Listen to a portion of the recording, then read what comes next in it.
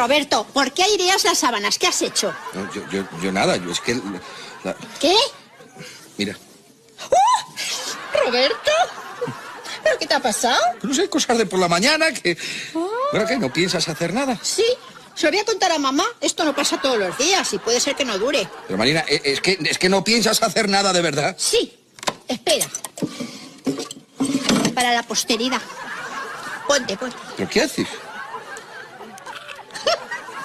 Lo voy a poner en el álbum, con las fotos de la despedida de soltero de Poquita, para que rabie. ¿Pero qué? ¿Hacemos el amor o qué?